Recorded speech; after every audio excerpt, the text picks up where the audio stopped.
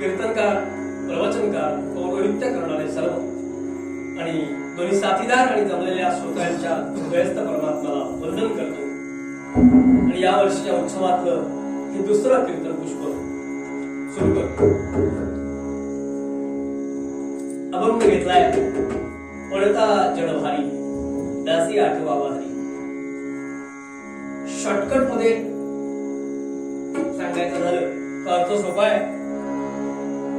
जेव्हा काही झेपेनासं होतं, आपली कुवत जिथे संपते, अशा वेळेला आपल्या हातात एकच उपाय शिल्लक राहतो, त्याची आठवण करणे. हरिदासाने काय करावं तर संकट आल्यानंतर भगवंताची आठवण काढावी. मग तो काय करतो? आपलं सुदर्शन आड घालून आपल्यावरची संकट नाहीशी करतो.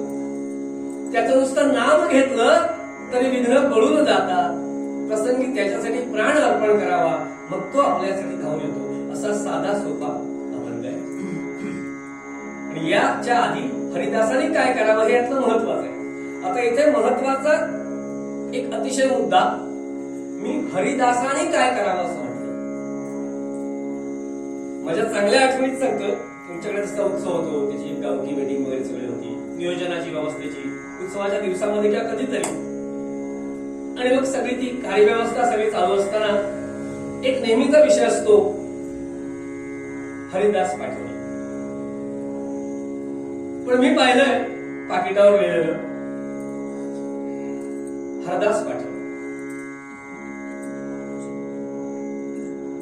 शेवटच्या दिवशी विदागी दिली जाते आणि त्या पाकिटावर लिहिलेलं हरदास पाठवणे. नाव नाही सांगत, पण लक्षात घ्या तो शब्द हरदास नाहीये. हर म्हणजे प्रत्येक आणि दास. जो प्रत्येकाचा दास असतो तो कीर्तनकार नसतो. हा हरिदास आहे, त्याचा दास आहे. तेव्हा तो परफेक्ट शब्द हरिदास असा आहे. हरिदासाने काय करावं तर भगवंताची आठवण करावी. असा या अभंगाचा साधा सोपा अर्थ आहे. याला योग्य असा सूत्रश्लोक गीतेमध्ये आहे. अनन्या चिंतयन्तो ये मां जनः पर्युपासते तेषा नित्ययुक्तानां योगक्षेम वहाम्यहम्. योगक्षेम वहाम्यहम् तेव्हापासूनच आहे. मला माहिती नाही LIC मध्ये ते कधी कॅप्चर केलं. हा सुद्धा एक अभ्यासाचा विषय होईल की भगवंताने ते तेव्हा सांगितलंय ना, मग यांनी कधी घेतलं. हा अभ्यासाचा विषय होईल की ते पण यांनी कधी घेतलं. बरं, यांनी घेतलं फायद्यापुरतच घेतलं. त्यांनी सांगितलं अनन्या चिंतयन्तो यांनी फक्त शेवटचं योगक्षेम वहाम्य. LIC एजंट असतील तर त्याने विसरून जा बोललेलं. पण करतात काय आहे, एखाद्या ज्यांची व्यावसायिकता आहे ती व्यावसायिकता जपताना एखाद्याच्या घरी गेल्यानंतर अशी पॉलिसी सांगतात की ज्या पॉलिसीमध्ये त्यांना 35% कमिशन मिळेल आणि तुम्हाला सगळा फायदा होईल, पण तो नंतर होईल. म्हणजे जीवन के साथ तुम्हाला मला काही नाही, मग आम्हाला कधी जीवन के बाद. अरे पण त्याचा उपयोग आहे का? एखाद्या माणसाला अगदी मी म्हणतो बटाटा वडा खूप आवडतो. रात्री झोपेतून त्याला उठवला ना तरी तो बटाटा वडा खाईल, इतका आवडतो. पण लक्षात घ्या, आपल्याकडे लगेच बदल होतो. चटकन एखादा माणूस गेला की लगेच शेजारी सुद्धा विचारतो बॉडी कधी हलवणार. लगेच त्याची बॉडी होते की नाही. मग त्याला अतिव वडा आवडतो म्हणून त्याच्या तोंडावर जाऊन तेव्हा ठेवला तरी उपयोग आहे का त्याचा काही. मग नंतर तुम्हाला इतक्यानी लाखांनी रुपये मिळणार आहेत, त्याचा उपयोग काय? योगक्षेम वहाम्यम भगवंताची पॉलिसी अशी नाहीये. मग भगवंताची पॉलिसी कशी आहे? जीवन के साथ भी आणि जीवन के बाद भी. आम्ही मानतो ना पुनर्जन्म मानतो, आत्म्याचा प्रवास मानतो. जन्मापासून मृत्यूपर्यंत जर त्याला शरण गेलात तर तो तुमचा योगक्षेम नक्की वाहील.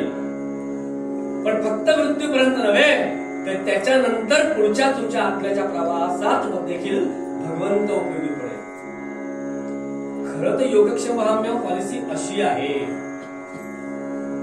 आणि ती भगवंताची आहे.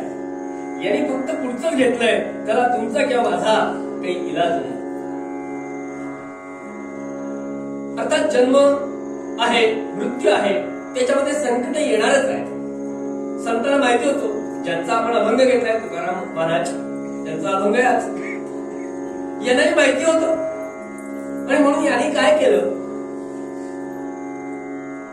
या संतांना आत्यंतिक तळमळ होती सगळ्या समाजाबद्दल. वेदातले कठीण अर्थ सगळ्यांना कळणार नाही, म्हणून यांनी काय केलं, सोप्या शब्दामध्ये आपल्याला ते सांगितलं. म्हणजे जन्म मृत्यू नक्की आहे, त्याच्यात संकट येणार, या सगळ्या व्यवहारामध्ये मनुजा किंवा माणसा तू काय कर, तर त्या भगवंताला शरण जा. असा साध्या सोप्या अर्थाचा अभंग महाराजांनी तुमच्या आमच्यासाठी लिहिला.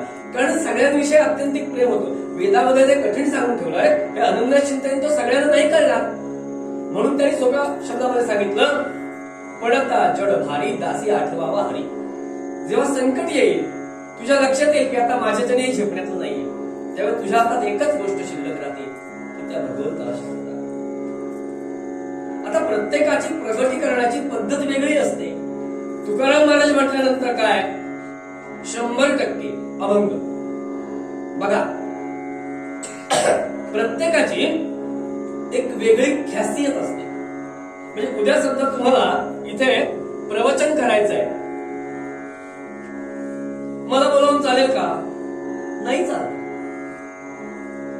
मी नाही प्रवचन करत, तुम्हाला धनंजय चित्रालाच बोलावी लागेल उत्तम प्रवचन ऐकायचं असलं तर. लक्षात घ्या.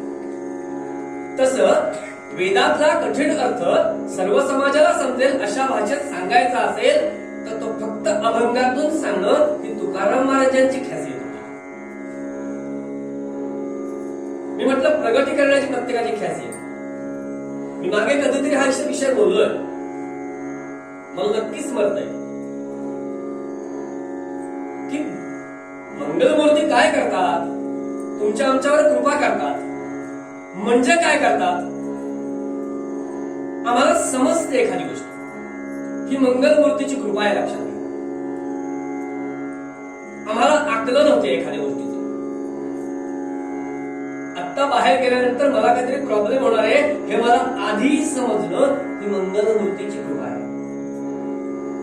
आकलन, ती गोष्ट तुम्हाला कळेल असं नको करायला. कोणत्याही गोष्टीचं आकलन होणं, ज्ञानाचं आकलन होणं, त्याच्यामध्ये ज्ञान पण आलं, म्हणून ज्ञानदेवता तिला म्हटलं. ही फक्त मंगलमूर्तीची कृपा आहे. पण त्या ज्ञानाचं जर प्रकटीकरण करायचं असेल, म्हणजे लक्षात घ्या, मी 100 पेक्षा जास्त कीर्तनं ऐकली, मला ती सगळीच समजली असं म्हणतो मी. म्हणजे मला आकलन झाली, म्हणजे मंगलमूर्तीची माझ्यावर कृपा झाली. पण जर ते कीर्तन मला तुमच्या समोर मांडायची असतील तर माझ्यावर सरस्वतीची कृपा असली पाहिजे. कारण प्रगटीकरणाची कृपा तिची आहे. म्हणून या 2 ज्ञानाच्या देवता आहेत आपल्या धर्मामध्ये. दोघांची कृपा असेल तरच छान कीर्तन, प्रवचन, भजन जी काय कला असेल, नुसती आकलन होऊन चालत नाही. प्रगटीकरणासाठी तिची कृपा लागते. मग प्रत्येकाची प्रगटीकरणाची एक वेगळी शैली आहे. इथून आपण सुरुवात केली होती. आणि तुकाराम महाराजांची शैली काय आहे तर अभंग. विचार केला, कीर्तनाच्या दृष्टीने विचार केला तर प्रत्येकाची माध्यमामध्ये वेगळी शैली आहे. बघा, कुणाची चौघांची आपण शैली बघूया. मग पुढे जाऊया. सुश्लोक वामनाचा, सुश्लोक वामनाचा, अभंगवाणी प्रसिद्ध तुकयाची. दोघांची झाली. ओवी ज्ञानेशाची किंवा आर्या मयूरपंतांची. चौघांच्या प्रगटीकरणाबद्दल मी सांगितलं. प्रत्येकाचं वेगळं वैशिष्ट्य आहे. प्रत्येकाने प्रगतीकरण उत्तम केलंय, लक्षात घ्या. यातल्या कुणाबद्दल बोलायची आपली तर लायकीच नाहीये, लक्षात. पण प्रत्येकाची प्रथा वेगळी आहे, परंपरा वेगळी आहे. श्लोक म्हटला वामन पंडित, किती उत्तम श्लोक आहेत. काही श्लोकांची म्हणजे काय प्रतिभा वर्णावी होमी अशी एकच शब्द त्या श्लोकामध्ये वापरतात.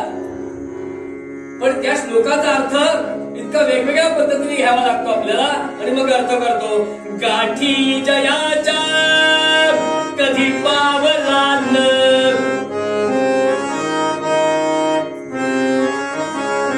भार्या तया हानिती पावलान. हे प्रपंचाबद्दल दोन ओळीमध्ये सांगितलं. आता परमार्थाबद्दल पुढे सांगितलं. तीर्थास गेलान कधी पावलान,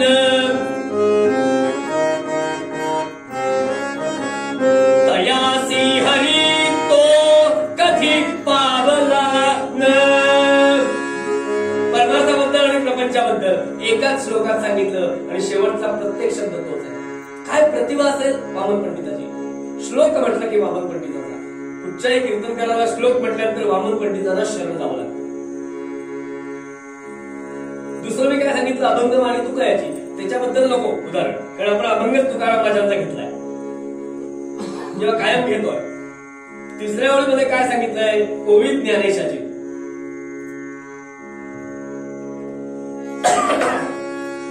ज्ञानेश्वर महाराजांच्या ओळीचं वैशिष्ट्य मुद्दाम एकदा चालून बघा. जो खांडावया घाव घाली,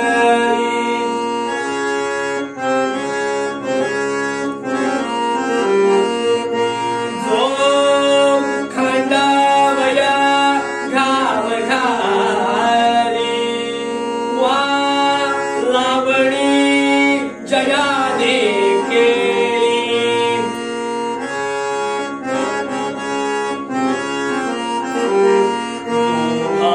एकची सावरी. वा दोघा एकची सावरी, वृक्ष दे जैसा. काय अर्थपूर्ण ओवी असेल. आणि ओवीचं वैशिष्ट्य लक्षात घ्या. ज्ञानेश्वर महाराजांच्या बहुतांश ओव्या काढून बघा, 3.5 वाक्याच्या आहेत. पहिली 3 पूर्ण आणि शेवटचा. आता मुद्दाम एखादी ज्ञानेश्वर महाराजांची ओवी आठवून बघा.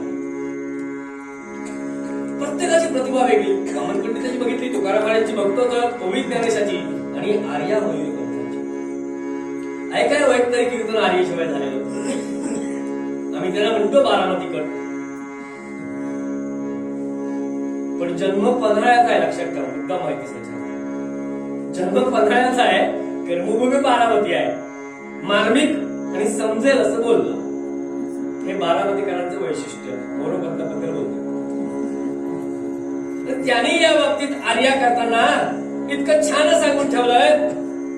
सौख्यात नाठवे हरी, संकट समयास मात्र हरी पाठ,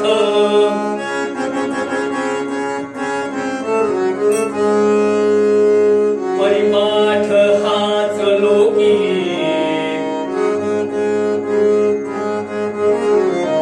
परिपाठ हाच लोकी, मग दाखवी हरी तयास पाठ.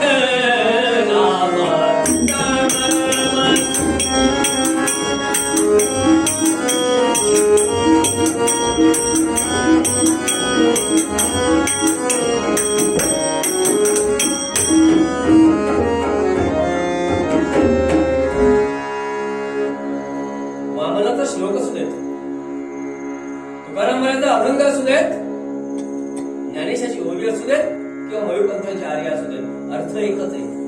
संकट समयास भगवंताला शरण. आपला पूर्वलंब तिथे आहे. दुसरं काही करू नका.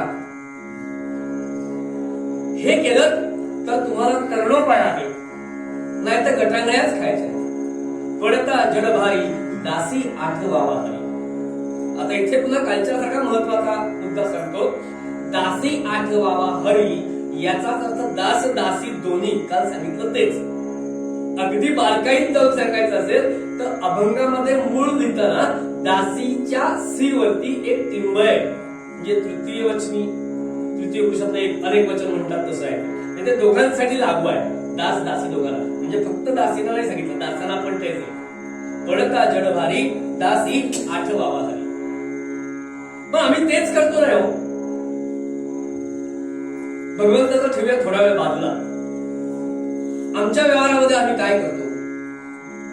मला ज्याची गरज आहे, जो मला उपयोगी पडणार आहे, ज्याच्यामध्ये माझा काही स्वार्थ गुंतला आहे, ज्याच्याकडून मला फायदा होणार आहे, त्याच्या तिथे मी जातो. जो माझा आप्त आहे, नातलग आहे, माझ्या नात्यातला आहे, त्याच्याकडे मी प्रत्येक गोष्टीला जातो ना. का? तर नाही, ते आमचे ना जवळचे संबंध आहेत, त्यांच्याकडे मला गेलंच नाही. का? आमचे जवळचे संबंध आहेत. तो याला पूरक असतो, हा त्याला पूरक असतो. याचा अर्थ व्यवहारामध्ये आपण एक गोष्ट पाळतो की ज्याच्याशी आपला जवळचा संबंध आहे त्याच्या सुखदुःखामध्ये आम्ही सामील व्हायला जातो. मग आता हे उचलून जसंच्या तसं भगवंताकडे न्या. मग तुम्ही त्याच्याशी जवळचे संबंध ठेवले तर तो पण तुमच्या सुखदुःखात येईल ना. हेच सांगायचं महाराजांना. फक्त संकटामध्ये नव्हे तर प्रत्येक वेळी जे संबंध नातेवाईकांशी ठेवताय, दृढ अगदी जिव्हाळ्याचे, प्रेमाचे, ते संबंध भगवंताशी ठेवले तर भगवंत तुम्हाला टाकेल का हो? अजिबात नाही. त्याचा तर न्याय अतिशय परफेक्ट म्हणतात त्याला आहे. कदाचित नात्यातला माणूस कधी कधी बदफैलीपणा करतो. आपला स्वार्थ संपला की मग आपल्याला सांगतो मी नात्यातला, आता तुझा माझा काही संबंध नाही. भगवंताची पॉलिसी तशी नाही. मी मगाशी सांगितलं त्याची पॉलिसी परफेक्ट आहे. जो माझा आहे मी त्याचा आहे आणि कधीही चुकवलं नाही भगवंताने. लक्षात घ्या, इथे पुन्हा एक थोडासा फरक आहे संत आणि भगवंत. मगाशी मी जी ओवी म्हटली, जो खांडाला घाव घाली वा लावणी जारी केली, दोघा एकाची सावली, म्हणजे वृक्षाचं लक्षण होतं त्याच्यात. लक्षात घ्या, वृक्ष, नदी आणि संत हे तिघे सारखे आहेत. कशाबद्दल सारखे आहेत? की या तिघांजवळ भेदाभेद नाही. कोणी आला तरी ते त्याच न्यायाने देतात. संत कधी भेदाभेद नाही करत. तुकाराम महाराजांची गोष्ट मागापर्यंत बघितली असेल कदाचित. उसाची मोळी खांद्यावर घेऊन जात असताना मागून मुलं उद्या उद्या म्हणत होते, प्रत्येकाला देत गेले महाराज. मग माझी टिंगल करणारा याचा मुलगा आहे, तो माझी टिंगल करतोय, त्याचा बाप मला वाईट बोलतोय, असा कधी भेदाभेद केला का महाराजांनी? सगळ्यांना देत गेले. संतांचं वैशिष्ट्य आहे, भेदाभेद नाही.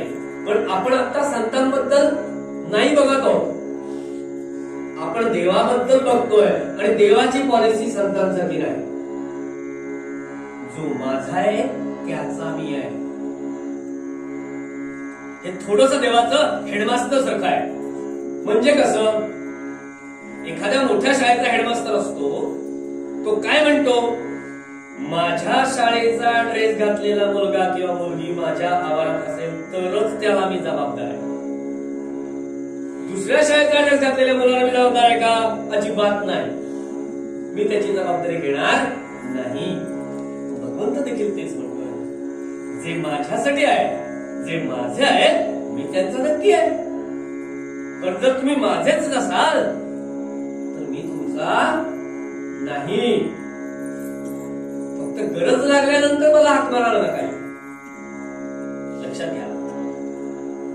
पण जर तुम्ही सतत त्याची आठवण काढली तर मात्र तो कधीही फसवत नाही. मग तो होऊ निधी शिळ आड घाली सुदर्शन. याचा अर्थ असा घ्यायचा की आपल्या संकटामध्ये तो आपल्याला मदत करतो, संकट सुसह्य करतो, संकटाचं हरण करतो. संकटच येऊ देणार नाही असा भाग नाही. एकादशी व्रताचं महात्म आपण करतो की नव्हे? त्या दिवशी आज एकादशी ना, आमचा उपास 11 पदार्थ दिवसभरात फक्त करणार एकादशीला. आणि करतो किती दिवस आम्ही? एकच दिवस. एकादशीचं व्रत तसं नाहीये खरं. ते दशमीच्या दिवशी दुपारपासून सुरू होतं. असो, तो आजचा विषय नाही आपला. तर हे व्रत ज्याने खूप छान केलं तो अंबरीश. या व्रताच्या उद्यापनाच्या वेळेला त्या व्रताचं जे म्हणजे आपण सोहळा म्हणतो, सोडायचा जो समय असतो तो पहाटेच्या वेळेचा आहे. सूर्यबिंब अर्ध खालती आणि अर्धावरती असताना त्याच क्षणाला त्याचं उद्यापन करायचं. आणि नेमकं त्याच वेळेला, कथा सगळ्यांना माहिती असेल पुराणातली, दुर्वासा ऋषी आले होते आणि म्हणाले थांब नदीवर जाऊन आंघोळ बिंघोळ करून येतो. जेव्हा सगळ्यांना वाटणार, जेव्हा थोडा राजा होता, काही प्रॉब्लेम नव्हता, पण ते तिकडे सूर्याला अर्घ्य देण्यामध्ये इतके रंगले त्या वेळेवर आले नाहीत. आणि म्हणून पुढचा सगळा तो प्रसंग आपल्याला आज ती कथा नाही पाहिजे. पण आल्यानंतर ते रागावले, माझा अपमान केलास का, तीर्थ घेतलंस. पत्नीने सल्ला दिला त्या कथेमध्ये. पत्नी फार महत्वाची आहे पतीला जपायला. दुर्वास देखील रागावता कामा नये, पण हजारो लोक शिष्य बसलेत, त्यांना जेवण वेळेवर मिळलं पाहिजे. तुम्ही 3 पळ्या तीर्थ घ्या आणि 1 तुळशीचं पान तोंडात ठेवा की व्रत संपलं. बाकीचे लोक येतील आणि दुर्वास मुनी आल्या की त्यांच्याबरोबर तुम्ही जेवा. पण त्यांना पटलं नाही. तीर्थ तरी का घेतलंस, उपास सोडलास म्हणजे माझ्या आधी. आणि ती आपली एक जटा आपटली, ती कृत्या निर्माण केली आणि तिला सांगितलं जायला ठार मार. पण लक्षात घ्या,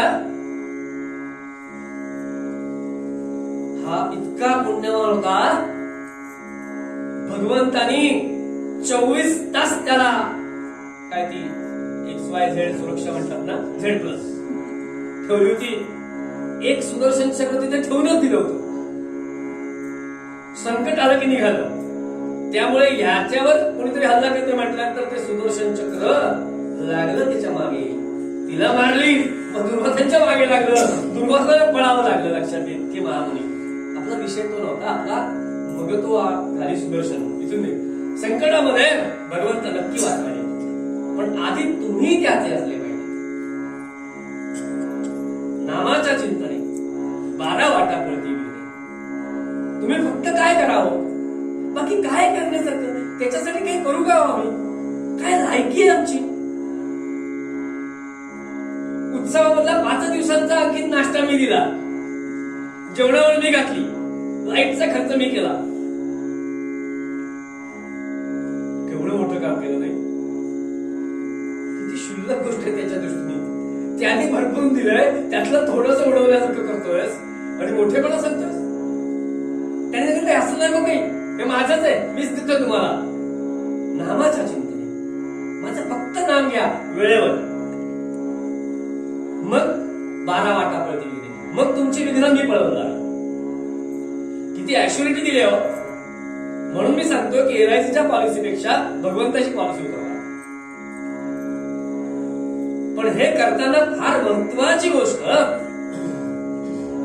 नेमाने आणि प्रेमाने.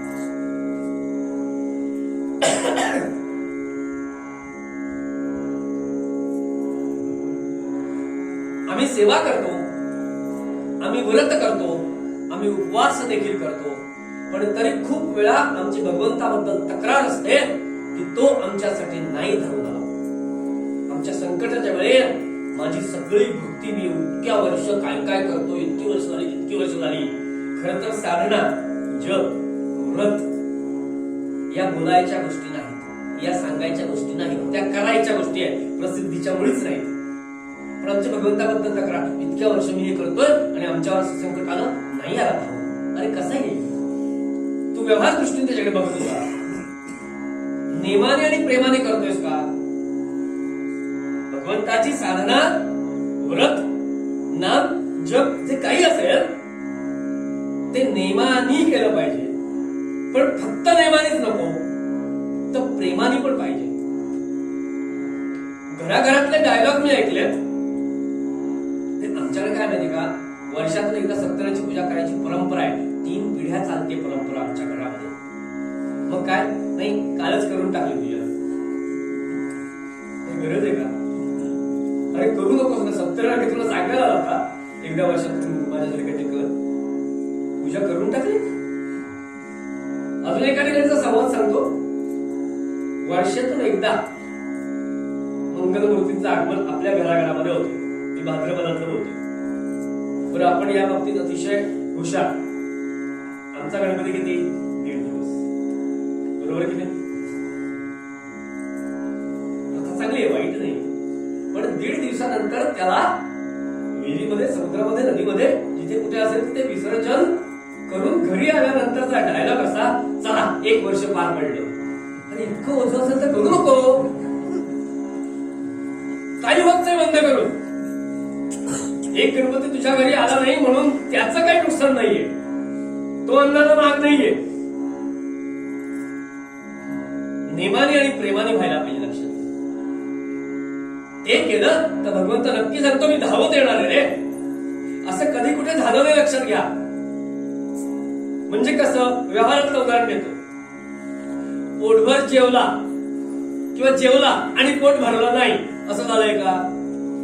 किंवा उलट करूयात, जेवला नाही आणि पोट भरलंय, असं झालंय का? नाही. या दोन्ही गोष्टी नकारात्मक आहेत. बुक मध्ये त्या खूप छान सांगून ठेवल्या. खूप वेळ झाला आणि घड्याळे पुढे पुढे सरकतंय.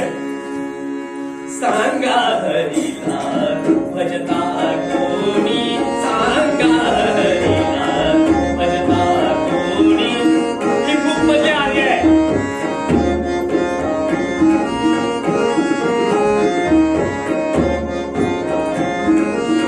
सांगा हरीला भजता कोणी, नर निज सुखासी अंतरला, नर निज सुखासी अंतरला. सांगा हरीला भजता कोणी.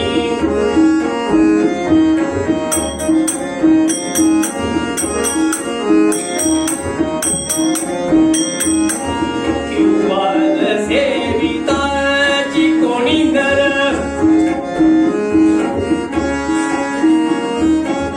किंवा सेविताची कोणी नर.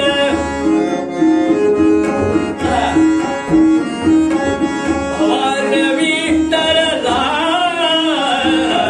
भवानवी तरला. सांगा हरीला भजता कोणी, सांगा हरीला, सांगा हरीला, सांगा हरीला भजता कोणी. 2 गोष्टी विचारल्या त्याच्यात. असं झालंय का हो कधी? भगवंताला भजनात मनापासून मगाशी सांगितलं तसं, आणि तो धावून आला नाही, असं कधीच नाही. मग ही सोपी गोष्ट तुम्ही का करत नाही? अवघड गोष्ट का करायला जाताय? नका करायला. असं तुकाराम महाराजांना आपल्या तुमच्या आमच्यासाठी सांगायचं. फक्त करताना फार महत्वाची गोष्ट याच्यामध्ये की प्रेम. नाहीतर काही जण असं सांगतात की बुवा आम्ही नेमाने गेले 3 पिढ्या आमच्याकडे करतो एखादी गोष्ट. नुसती नेमाने नको, त्याच्या बरोबर प्रेमाने पण हवी. किंवा व्रत करत असताना एखादं व्रत वाईट नाही, कुठचंच लक्षात घ्या, पण ते करत असताना अतिरेक देखील नको. एखाद्या गोष्टीचा नको तिथे. मला माहिती नाही तुमचे, ते मी सांगितलं की नाही, व्रताचा अतिरेक न्यायाधीश होता एक, आणि त्या न्यायाधीशाचा व्रत होतो. रोज नित्यनेमाने 1 तास भगवंताची सकाळी पूजा करायचा आणि मौनाने पूजा करायचा. म्हणजे तेव्हा मौन पाळायचा, त्याचा जप मनातल्या मनात चालू असायचा. आणि त्या न्यायाधीशाची पूजा एक दिवस अशी चालली, ती नित्यनेम होता पिढ्याचा.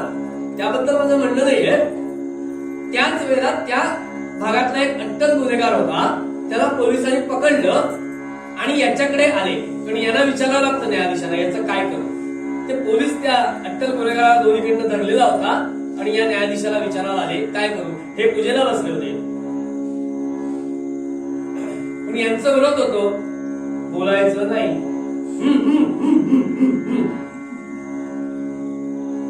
पोलीस असते, बोलू नये असं, त्यांना काही कळे नाही.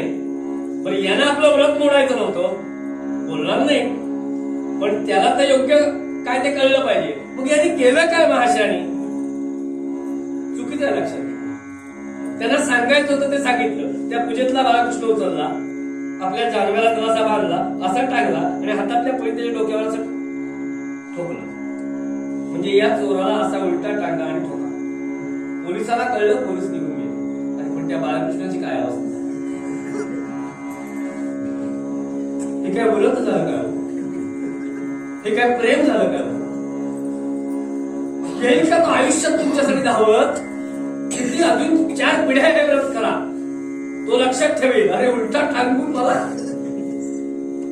म्हणून सांगितलं नेमाने आणि प्रेमाने फार महत्वाची गोष्ट आहे. आणि हे नसेल तर भगवंत नाही येत, लक्षात घ्या, कधीच येत नाही. दुसरी आमच्याकडून एक गोष्ट चुकते. काही काही वेळा नेमाने केलं जातं, प्रेमानेही पण केलं जातं, पण ते करत असता असता आमचं चित्त तिथे राहत नाही. तन मन धनाने करायचं जे करायचं ते लक्षात घ्या. जे करायचं त्याचा आग्रह नाही भरपूर करा असा. रोज 2 मिनिटं फक्त करा, पण कराल तेव्हा तन मन धनाने करा. एक छान साखी आहे याच्यावर. म्हणजे आपण जो सूत्रश्लोक आज घेतला होता की नाही, आपल्याला पंचतुंड संधी म्हणायचं वेगळं स्टाईल आहे. आपण जो सूत्रश्लोक घेतला होता ना, अनन्य चिंतयतो, या सूत्रश्लोकाचं बाबा गर्देनी मराठी भाषांतर केलंय किंवा मला समजावून मिळून. आणि ते मूळ साखीमध्ये गायलं जातं, पारंपरिक साखीमध्ये. आपण फक्त जरा वेगळं म्हणूया. पंचतुंड इतर ठिकाणी रक्षण ठेवूनी, इतर ठिकाणी रक्षण ठेवूनी भजती मज सप्रेम, भजती मज सप्रेम. त्या भक्ताचे साधवितो मी,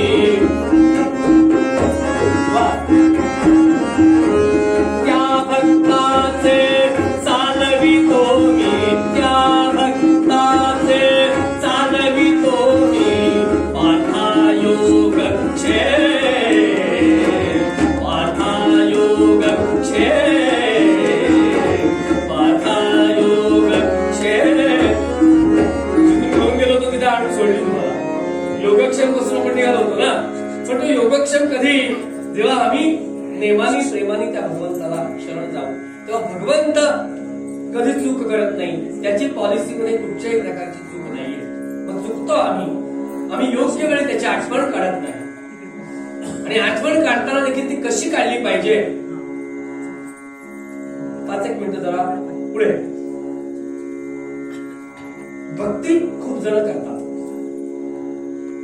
पण ती भक्ती करताना त्याच्यात जो भाव यायला पाहिजे, कोणता भाव पाहिजे? अनन्यता. कालच माझा विद्यार्थ्याचा एका विषयावरून चर्चा चालली होती. त्याचं उत्तर हेच आहे.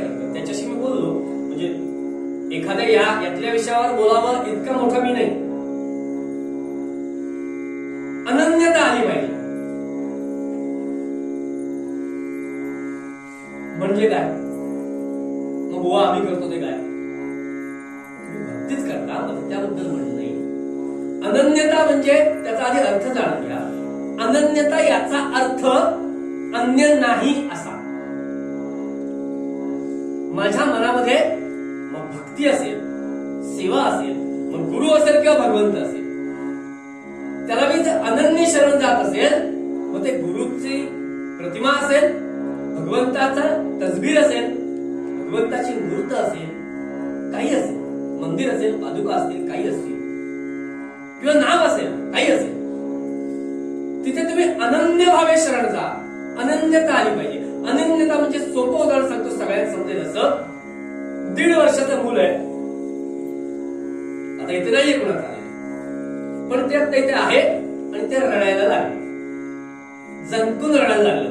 अगदी षडजामध्ये 50 वस्तू त्याला दिल्या त्याच्या आवडीच्या, तरी ते आपलं रडणं थांबवणार नाही. आई पाहिजे, एकच गोष्ट, अन्य नाही. याला अनन्यता म्हणतात. ते म्हणजे तेच, दुसरं काही नाही. मग या भावानी त्याची भक्ती केली. मग गुरुभक्ती असू दे, तुम्ही त्याची काळजी करू नका. भगवंत येईल की नाही, तो मला भेटेल की नाही, गुरु मला भेटेल की नाही, गुरु मला मंत्र देतील की नाही, गुरु मला अनुग्रह करतील की नाही, गुरु मला देतील की नाही दीक्षा, या सगळ्याची जबाबदारी तुमची नाही. ती तुमच्या प्रारब्धामध्ये संचितामध्ये लिहिलेलं असेल त्याप्रमाणे ती घडणारच आहे. ते बदलायचं सामर्थ्य तुमच्या आमच्यामध्ये नाही. मग तुमच्या हातात फक्त एकच गोष्ट आहे, अनन्य शरणा, अनन्यता भक्तीने शरण जा. लक्षात घ्या, पुन्हा शब्द मुद्दाम मी सांगतो, कारण याच्या पुढचा शब्द आहे अन्योन्यता.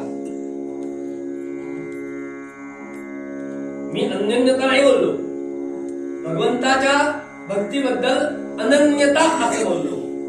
आणि आता पुढे मी सांगणार आहे समजावं म्हणून अन्योन्यता म्हणजे काय, सोप्या भाषेत समजेल असं सांगतो. टीव्हीवरती भरपूर सिनेमा मालिका येतात, त्याच्यात एक गोष्ट दिसते, कॉलेजचा पहिला दिवस आणि ती पायऱ्या उतरते आणि हा इकडून धावत धावत ऍक्सिडेंट हो गया, हातातली पुस्तकं खाली पडतात, दोघं खाली बसतात आणि पुस्तकं उचलता उचलता एकमेकांकडे मैनो मैन देखा. आणि त्यावेळेला दोघांच्याही मनामध्ये, म्हणजे आपण म्हणतो ना, दोनों तरफ से आग लग गई, हीच गोष्ट आहे ना, अन्योन्यता त्याला म्हणतात. दोन्हीकडूनची गोष्ट सुरू होते ती अन्योन्यता. तिच्याबद्दल मी सांगितलं नाही, भगवंताची भक्ती अनन्यता भावाने करायची असं मी सांगितलं.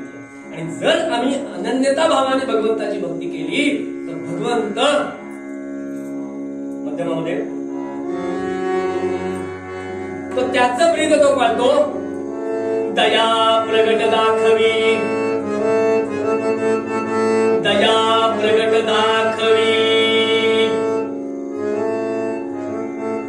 कवण सांग त्या वारणी, दया प्रगट दाखवी, कवण सांग त्या वारणी, सती वसन वारिणी, जय जयात त्या वारणी. बघा, आपण ह्या लोकांच्या प्रतिभेला हातच घालू शकत नाही. प्रत्येक ठिकाणचा शब्द बघा, मगाशी आपण बघितला पावलानं, इथे दुसरा दृष्टांत बघा. भगवंताची पॉलिसी अशी आहे, अनन्यता भावाने तुम्ही शरण आलात तर दया प्रगट दाखवी. भगवंत लपून नाही काय करत, प्रगटपणे दाखवतो की मी कशी दया करतो. उदाहरण, प्रल्हाद आगीत टाकला, पण भगवंताला अनन्य शरण होता ना प्रल्हाद गेलेला. मग भगवंताने एकच गोष्ट केली, आडघाली सुदर्शन, म्हणजे ते काय केलं भगवंतानी, अग्नीला सांगितलं, ते माझ्या भक्ताला आगीत टाकताय, तुझं रूप आहे तसं तर राहू दे, पण प्रल्हादाला आग टाकल्यानंतर प्रल्हादासाठी तुझं स्वरूप आल्हाददायक राहील. झालं का? प्रगटपणे दया दाखवली प्रल्हादासाठी. आता आपण जे म्हटलं त्याच्यात बघा, दया प्रगट दाखवी, कवण सांग त्या वारणी. ह्या पहिला वारणी म्हणजे कोण आहे? 100 वर्ष ते कीर्तन होत आहेत, कदाचित हे झालं असेल, गजेंद्र मोक्ष तो आहे पहिला. हत्ती होता, पण शेवटचे क्षण आहे, आता कळलं की माझी ताकद इथे नाही कामी येणार आहे, मला ती खेचून आत नेणार आहे. त्या शेवटच्या क्षणी अनन्यता भावाने भगवंताला शरण गेला. त्या सोंडेने त्याच जलाशयातलं एक कमळ उचललं आणि असं वरती फेकलं, ते भगवंतापर्यंत पोहोचलो आणि भगवंतानी प्रगटपणे दया दाखवली. दया प्रगट दाखवली, कवण सांग त्या वारणी. भगवंतानी काय केलं? अर्थात तो आधीच्या जन्मातला प्रद्युम्न राजा होता, तो विषय वेगळा, पण त्या क्षणाला देखील त्यांनी अनन्यता भक्ती दाखवली. पुढच्या ओळीमध्ये सती वसन वारिणी. भर दरबारामध्ये विटंबना चालली होती. एक नव्हे 5 नवरे होते, पण सगळे कसे होते? अबले समते पांडव सगळे खाली माना घालून बसले.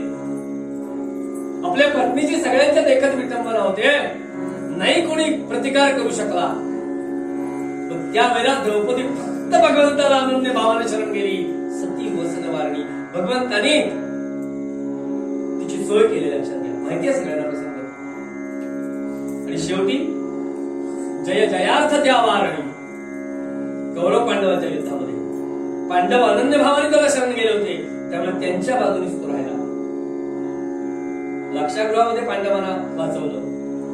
भगवंताचे असे अनेक दाखले देता येतील की भगवंत कधीच चुकला नाहीये. असा एक दाखला आजपर्यंत मिळत नाही की अनन्य भावाने शरण केलेल्या भक्ताला भगवंताने टाकलं नाही.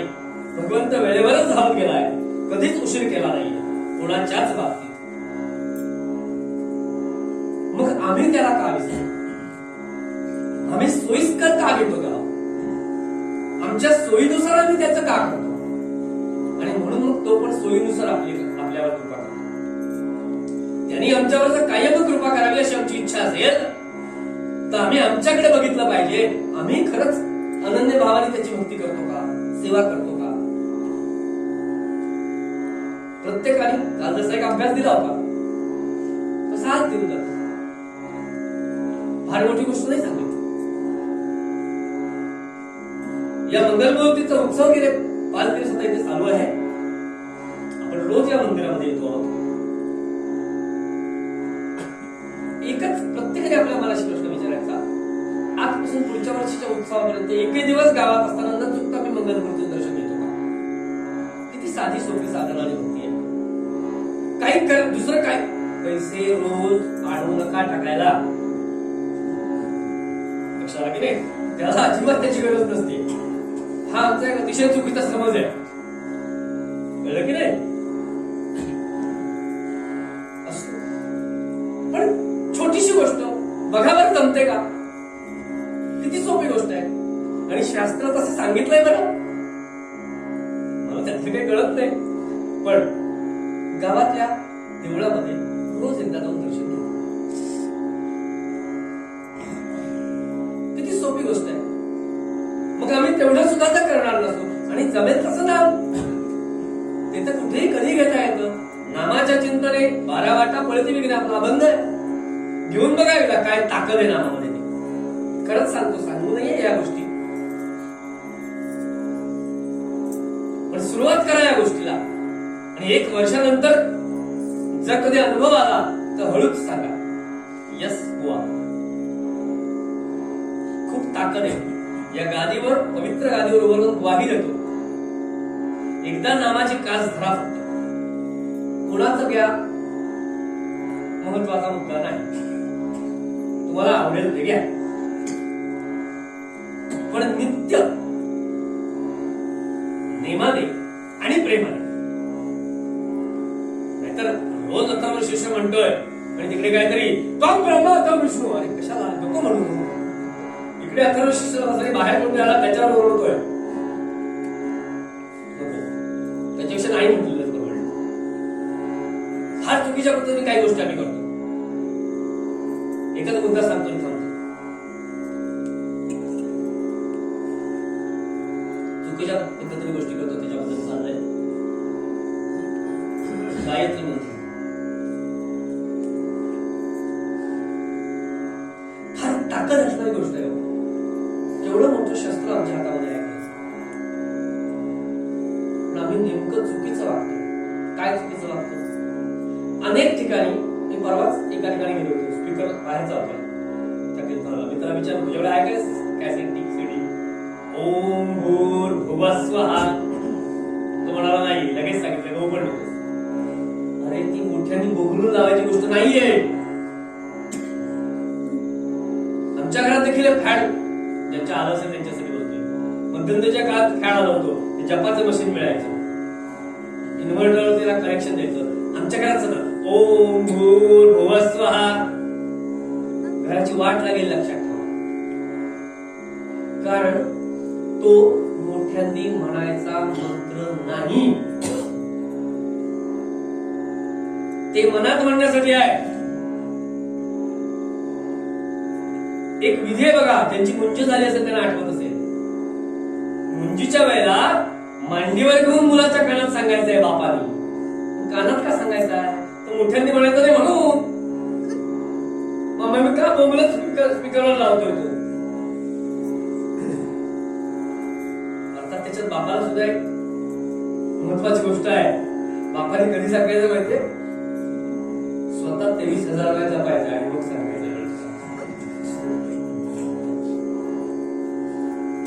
लक्ष येतो नाहीये. आम्ही चुका करतो आणि त्याचा दोष मात्र भगवंताला देतो. बस तुकाराम महाराजांनी सोप्या शब्दात सांगितलं, त्याला दोष नका देऊ. त्याची पॉलिसी परफेक्ट आहे, योगक्षेम महाम्य. मी तुला पण सुरुवात केली होती. पण कुणाचा बघेल? जो त्याचा आहे त्याचा. आणि त्याचा होणं म्हणजे काय? त्याचं नाव घेणं. कसं घ्यायचं? नेमाने आणि प्रेमाने. हेच पहिल्या वेळी तुकाराम महाराजांनी सांगितलं. पडता जडवारी दासी आठवावा हरी. फक्त भगवंताची आठवण करावं योग्य वेळेला. आधीचं वर्तन मात्र तसं ठेवा, तो सगळं सोडून धावत तुमच्यासाठी येईल याची खात्री होती तुकाराम महाराजांना. आणि म्हणून त्या काळामध्ये त्यांनी तुमच्या आमच्यासाठी उपदेश करून ठेवला. आता आमिरमध्ये